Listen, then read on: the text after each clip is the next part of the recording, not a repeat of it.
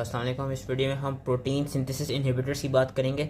तो protein synthesis inhibitors में यहाँ पे उन्होंने एक अच्छा सा डायग्राम भी बनाया हुआ है जिसके थ्रू आप देख सकते हैं कि इनका डिफरेंट प्रोटीन सिंथेसिस इनहिबिटर्स हैं, उनका क्या मैकेनिज्म ऑफ एक्शन है, वो कहाँ पे जाके बाइंड कर रहे हैं, किस तरह प्रोटीन सिंथेसिस को स्टॉप कर रहे हैं। तो उसमें से मल्टीपल आ जाती है। सबसे पहले आते हैं टेट्रासाइक्लिन में। टेट्रासाइक्लिन क्या होते हैं? ये बेसिकली बैक्टीरियोस्टैटिक होते हैं कि ये बैक्टीरिया की ग्रोथ को इनहिबिट करेंगे, लेकिन बैक्टीरियोसिडल नहीं है, उसको किल नहीं करेंगे। Gram positive gram negative bacteria, protozoa, स्पाइरोकीट्स, mycobacteria, atypical species के खिलाफ ये बेसिकली बैक्टीरियोस्टैटिक होते हैं और ये एक्नी और क्लेमिडिया की ट्रीटमेंट के लिए दी जाते हैं। इनका मैकेनिज्म ऑफ एक्शन क्या है? ये बेसिकली आपका ये कहते हैं वाया पैसिव डिफ्यूजन या via energy dependent transport protein mechanism enter करते हैं। सेल में एंटर करने के बाद वो ज़्यादा से ज़्यादा एक्यूमुलेट करते हैं इंटरसेलुलरली, और एक्यूमुलेट करने के बाद उनका मैकेनिज्म ऑफ एक्शन मेन ये है कि दे बाइंड रिवर्सिवली टू 30S सब यूनिट ऑफ बैक्टीरियल राइबोसोम, और वहाँ पे बाइंड करने से they prevent the binding of tRNA to mRNA ribosome complex. Basically जब वो यहाँ पे ऐड करेंगे 30S राइबोसोम पे, तो जो tRNA आ रहा होगा उसका जो बेसिकली tRNA आके फिर जो अपना एक कॉम्प्लेक्स बनाता है mRNA और राइबोसोम के साथ जो बाइंड कर रहे होते हैं, इस बाइंडिंग को बेसिकली इनहिबिट कर रहे होते हैं। इन्होंने यहाँ पे दिखाई हुई है एरो से कि टेट्रासाइक्लिन का ये मैकेनिज्म ऑफ एक्शन है। और just like any other drug इसके खिलाफ भी रेजिस्टेंस कॉज हो सकती है। रेजिस्टेंस कॉज होने का मेन जो रीज़न है ना, कुछ बैक्टीरिया में एक एफ्लक्स सिस्टम होता है। एफ्लक्स पंप सिस्टम क्या करता है कि वो जो ड्रग प्रेजेंट हुआ है सेल में, उसको वो एफ्लक्स पंप सिस्टम उसको बेसिकली खुद बहुत रिमूव कर देगा। ये एक नेचुरल मैकेनिज्म होता है। उसके अलावा और क्या मैकेनिज्म आ सकते हैं कि एंजाइमेटिक इनएक्टिवेशन हो जाए ड्रग की, या बैक्टीरियल कुछ ऐसी बैक्टीरियल प्रोटीन्स की प्रोडक्शन हो जाए जो कि बेसिकली टेट्रासाइक्लिन की बाइंडिंग को इनहिबिट कर रहे हैं, टेट्रासाइक्लिन की बेसिकली राइबोसोम के साथ बाइंडिंग को प्रिवेंट करें। तो इन सारे मैकेनिज्म ऑफ एक्शन के थ्रू रेजिस्टेंस टेट्रासाइक्लिन्स के खिलाफ हो सकती है। टेट्रासाइक्लिन्स के एडवर्स इफेक्ट्स क्या हैं? जो एडवर्स इफेक्ट्स हमने याद रखने कि एक तो गैस्ट्रिक डिस्कम्फर्ट ज़्यादा देखा जाता है इसमें, कि epigastric distress it results from irritation of gastric mucosa. तो इनको ज़्यादातर एम्प्टी स्टमक पे ही लेना चाहिए। और इनका एक ये देखा गया कि टेट्रासाइक्लिन्स जो होती हैं ये बेसिकली जो कैल्सिफाइड टिश्यूज़ होते हैं ना, वहाँ पे जाके कुमुलेट करने लग जाती हैं। अब जब आप किसी छोटे बच्चे को देंगे जिसका ग्रोइंग पीरियड होता है, तो उनकी बोन्स में या उनकी टीथ में जाके डिपॉजिट कर देती हैं, और वहाँ पे जाके करती क्या है कि जो टीथ में जब वो डिपॉजिट कर देंगे, टीथ में डिपॉजिट करके वो they will cause discolouration and hypoplasia of teeth. Whereas वो बोन में जब डिपॉजिट करेंगी, तो बोन में डिपॉजिट होने के साथ दे will cause temporary stunting of growth. तो ये इनका एक इफेक्ट देखा जाता है कैल्सिफाइड टिश्यूज़ पे। उसके अलावा हेपेटोटॉक्सिसिटी देखी गई है particularly in pregnant females and in दोस्त जिनके पास ऑलरेडी हेपेटिक डिस्फंक्शन हो या कोई रीनल इम्पेयरमेंट हो, उनमें हेपेटोटॉक्सिसिटी देखी जाती है, क्योंकि इसका main mode of excretion is via renal. अगर तो कोई रीनल इम्पेयरमेंट हुई है तो वो ज़्यादा ड्रग एक्यूमुलेट करेगा और हेपेटोटॉक्सिसिटी कराएगा। फोटोटॉक्सिसिटी देखी जाती है, सीवियर सनबर्न्स कराते हैं। तो जो पेशेंट्स ले रहे हैं उनको एडवाइस ये की जाती है कि वो एडिक्वेट सन प्रोटेक्शन रखें। वेस्टिबुलर डिस्फंक्शन देखे जाते हैं, जिस तरह डिजीनेस हो गई, वर्टिगो हो गई, टेनाइटिस हो गया। एंड एक सूडो ट्यूमर सेरेब्राई देखा जाता है कि they cause benign intracranial hypertension which is characterised by headache and blurred vision. और उसकी कॉन्ट्राइंडिकेशंस क्या है? कॉन्ट्राइंडिकेशन यही है कि अभी मैंने कहा कि प्रेग्नेंट फीमेल में हेपेटोटॉक्सिसिटी करा सकते हैं, तो प्रेग्नेंट फीमेल और ब्रेस्ट फीडिंग वुमेन को नहीं दी जाए। और जो ग्रोइंग एज होती है चिल्ड्रन की, यूजली वो चिल्ड्रन जो बिलो एज ऑफ 8 हैं उनको ना दी जाए, क्योंकि उनमें वो बोन के अकोमोडेट करके स्टंटेड ग्रोथ करा सकते हैं। ग्लाइसिल साइक्लिन पे मैं इतना नहीं जाएगा। ग्लाइसिल साइक्लिन बेसिकली क्या कहते हैं, मीनोसाइक्लिन का वो है डेरिवेटिव है, तो उसका जो मोड ऑफ एक्शन है वो वही है जिस तरह इसके थे टेट्रासाइक्लिन के थे। टेट्रासाइक्लिन में याद रखना है कि टेट्रासाइक्लिन क्लास में टेट्रासाइक्लिन ड्रग एक तो होता है, टेट्रासाइक्लिन के साथ डॉक्सीसाइक्लिन आती है, डॉक्सीसाइक्लिन के साथ मीनोसाइक्लिन आती है। ये कुछ ड्रग्स हैं जो कि इस क्लास में आ जाती हैं। अब हम आते हैं अमाइनोग्लाइकोसाइड्स में। Aminoglycosides are also very important, they work very best against the aerobic gram negative rods.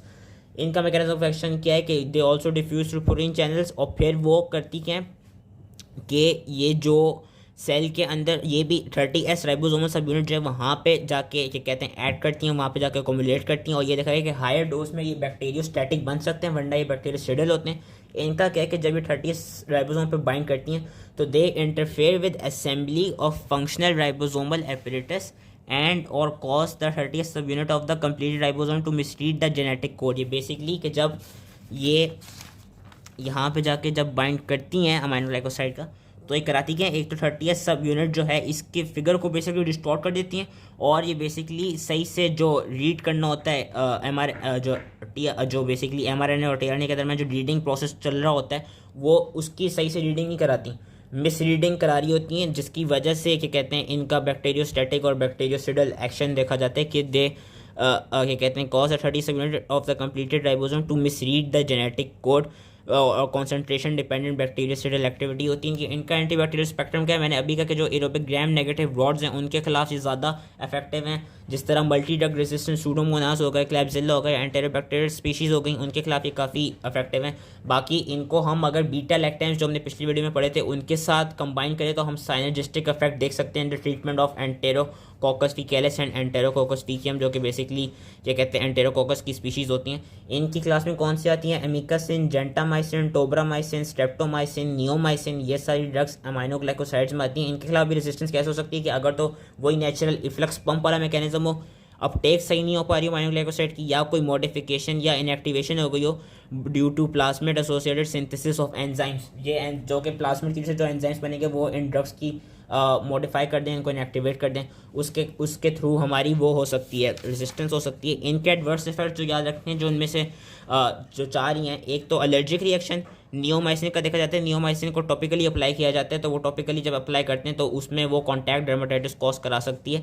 वैसे टॉक्सिसिटी इसका मोस्ट इंपॉर्टेंट है, ओटोटॉक्सिसिटी और नेफ्रोटॉक्सिसिटी। ओटोटॉक्सिसिटी में क्या है कि वेस्टिबुलर और ऑडिटरी ओटोटॉक्सिसिटी कराती है कि ये एंडोलिम्फ और पेरीलिम्फ में जाके अक्यूमुलेट करके इरिवर्सिबल डेफनेस करा सकती है, और ये प्लासेंटा को भी क्रॉस कर सकती है, तो वहाँ पे जाके जो डेवलपिंग फीटस है उसको भी ये कहते हैं उसमें भी ओरोटॉक्सिसिटी करा सकती है। और जो स्ट्रेप्टोमाइसिन है, स्ट्रेप्टोमाइसिन का देखा गया कि कैन कॉज वर्टाइगो। नेफ्रोटॉक्सिसिटी देखी गई है कि ये माइल्ड रिवर्सिबल रीनल इंपेयरमेंट से severe potentially irreversible acute tubular necrosis करा सकती है।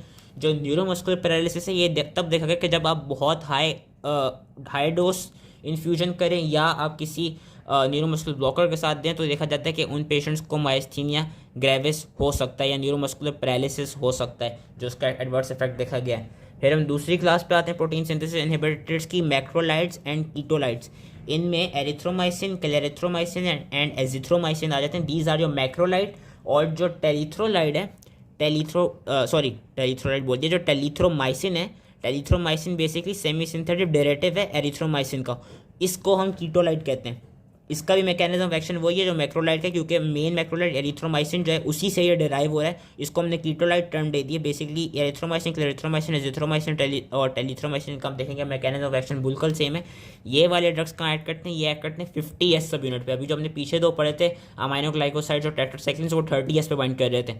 जो मैक्रोलाइड्स एंड कीटोलाइड्स हैं वो 50S सब यूनिट पे जाके इरिवर्सिबली एक तो बाइंड कर लेते हैं, और इरिवर्सिबली बाइंड करने के साथ वो ट्रांसलोकेशन को इनहिबिट करा देते हैं। ट्रांसलोकेशन क्या होती है कि वो यहाँ पे इरिवर्सिबली जब बाइंड हुए 50S पे, तो बेसिकली अब जो दूसरा TRN है जिसने आके लगना होता है वो लग नहीं पाएगा सही तरह से, तो इस प्रोसेस को ट्रांसलोकेशन कहते हैं, जिसको बेसिकली ये इनहिबिट करता है। और क्या कहते हैं, ये अगेन देखा गया कि बैक्टीरियोस्टैटिक होता है, लेकिन हाई डोज पे they can become bacteriocidal. Erythromycin का देखा गया कि जो पेनिसिलिन जी जिन बैक्टीरियम के खिलाफ काम करती थी, उन्हीं बैक्टीरियम के खिलाफ ज़्यादातर क्या कहते हैं एरिथ्रोमाइसिन दे सकते हैं, स्पेशली उन पेशेंट में जिनको पेनिसिलिन के खिलाफ एलर्जी हो, तो उन पेशेंट्स में एरिथ्रोमाइसिन काफ़ी काम करती है। क्लेरिथ्रोमाइसिन का देखा गया कि क्लेरिथ्रोमाइसिन जो हीमोफिलिस इन्फ्लुएंजा हो गया, एच पाइलोरी स्पीशी हो गई, लीजोनेला क्लेमिडिया हो गया, इनके खिलाफ काफ़ी इफेक्टिव है। एजिथ्रोमाइसिन के देखेंगे कि एजिथ्रोमाइसिन जो रेस्पिरेटरी पैथोजेंस हैं उनके खिलाफ क्या कहते हैं ज़्यादा इफेक्टिव है compare to clarithromycin and erythromycin, जिसमें अगेन हीमोफिलिस इन्फ्लुएंजा आ गई, और इन्होंने मोरेक्सेला की वो एग्जांपल दी हुई है, और ये भी दी हुई है कि ये कंपेयर टू एरिथ्रोमाइसिन ये ज़्यादा इफेक्टिव है स्ट्रेप्टोकोका और स्टेफिलोकोका के खिलाफ।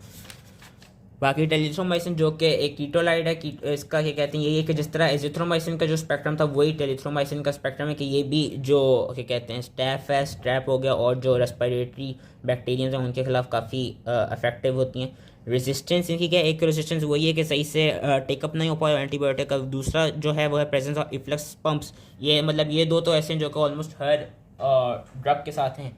तीसरा जो इसमें देखा जाता है और चौथा क्या कहते हैं, तीसरा पहले मैं बताता हूँ कि वही प्लाज्मिड एसोसिएटेड एरिथ्रोमाइसिन एस्ट्रेस के प्लाज्मिड एसोसिएटेड एरिथ्रोमाइसिन एस्ट्रेस एक एंजाइम प्रोड्यूस होता है जो कि ग्राम नेगेटिव ऑर्गेनिज्म प्रोड्यूस करते हैं। इस तरह एग्जांपल ली हुई है एंटेरोबैक्टीरियाशी की, कि वो एरिथ्रोमाइसिन एस्ट्रेसेस प्रोड्यूस करती हैं जो कि इन ड्रग्स को इनहिबिट कर देती है। जो चौथा मोड है रेजिस्टेंस का वो ये है कि बेसिकली देखा गया है कि इनकी जो एफिनिटी है 50S राइबोसोमल सब यूनिट के साथ जहाँ पे उन्होंने बाइंड करना था इरिवर्सिबली, वो कम हो जाती है। वो एफिनिटी कम कैसे हो जाती है, बेसिकली जो बैक्टीरियल राइबोसोमल RNA उसका जो 23S सब यूनिट है, उस 23S सब यूनिट में जो एडेनिन ग्रुप होगी उसकी मिथाइलेशन हो जाएगी। उसकी मिथाइलेशन होने की वजह से जो 50S सब यूनिट के साथ एफिनिटी थी मैक्रोलाइड्स एंड कीटोलाइट्स की वो कम हो जाएगी। और ये ज़्यादातर ग्राम पॉजिटिव स्पीशीज़ में देखी जाती है। ग्राम नेगेटिव स्पीशीज़ में क्या देखी जाती है कि ग्राम नेगेटिव स्पीशीज़ एरिथ्रोमाइसिन एस्ट्रेसिस एक एंजाइम प्रोड्यूस करते हैं जो कि क्या कहते हैं जिसके थ्रू इनकी रेजिस्टेंस देखी जाती है against macrolides and ketolides. Adverse effects क्या हैं? एक तो जीआई डिस्ट्रेस और मोटेलिटी इसका मेन एडवर्स इफेक्ट है, जो कि ज़्यादातर एरिथ्रोमाइसिन के साथ देखा जाता है कि एरिथ्रोमाइसिन जो स्मूथ मसल्स हैं उनकी कॉन्ट्रैक्शन कराती है, जिससे जो गैस्ट्रिक कंटेंट्स हैं वो डुओडेनम की तरफ मूव कर रहे होते हैं कि एक तरफ से इंक्रीज मोटेलिटी करा रही है और जीआई अपसेट्स करा रही है। दूसरा एक और जो एरिथ्रोमाइसिन के साथ देखा जाता है वो है कोलिस्टेटिक जॉन्डिस एडवर्स इफेक्ट। ऑटोटॉक्सिसिटी जो कि ज़्यादातर एजिथ्रोमाइसिन के साथ देखा जाता है कि वो irreversible sensory neural hearing loss करा सकती है। क्यूटी जो वो होती है इंटरवल होती है उसकी प्रोलंगेशन करा सकती है। तो वो पेशेंट जो कि प्रो एरिथमिक एजेंट्स ले रहे हो या जिनको एरिथमिया हो सकता हो, एरिथमिया के हाई रिस्क पे हो, उनमें ये ज़्यादा डेंजरस इफेक्ट प्रोड्यूस करेगी। कॉन्ट्राइंडिकेशन क्या है कि जिन पेशेंट्स को हेपेटिक डिस्फंक्शन हो उनको नहीं देनी चाहिए। और इसमें उन्होंने एक चीज़ बताई हुई ड्रग इंट्रैक्शन, जिसमें मैंने डिगॉक्सिन को हाईलाइट किया हुआ है। बेसिकली उन्होंने बताया हुआ है कि जब हम ये कीटोलाइट्स एंड मैक्रोलाइड्स हाई डोज में देते हैं तो बेसिकली जितने सारे ड्रग्स हैं इनमें से अगर कोई एक नाम भी याद कर लें तो क्या कहते हैं मोर देन इनफ है वारफेरिन। जिस तरह वारफेरिन और डिगॉक्सिन मैंने याद रखी कि इन ड्रग्स के मेटाबॉलिज्म को इनहिबिट कर देती है, जिसकी वजह से कराती क्या ये इन ड्रग्स की एक्युमुलेशन कराने लग जाती है और इनसे रिलेटेड एडवर्स इफेक्ट्स हमारे बॉडी में आने लग जाते हैं।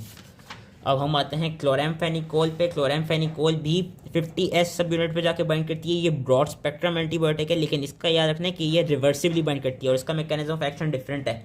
जो मैक्रोलाइड और कीटोलाइड थे वो इरिवर्सिबली 50S सब यूनिट पे बाइंड कर रहे थे और वो ट्रांसलोकेशन को इनहिबिट कर रहे थे।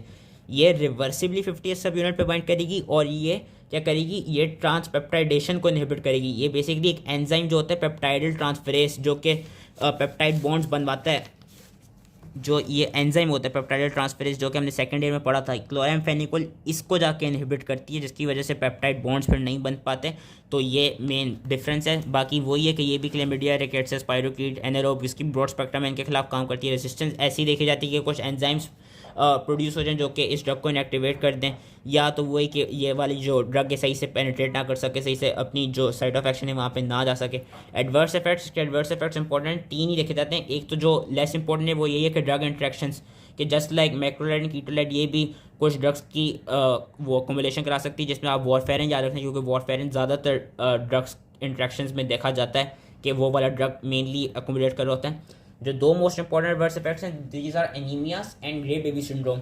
एनीमिया क्या डोज रिलेटेड एनीमिया करा सकती है, जिन पेशेंट को G6PD एंजाइम की डेफिशिएंसी है उनमें हीमोलिटिक एनीमिया कॉज करा सकती है, और ये एप्लास्टिक एनीमिया भी कॉज करा सकती है।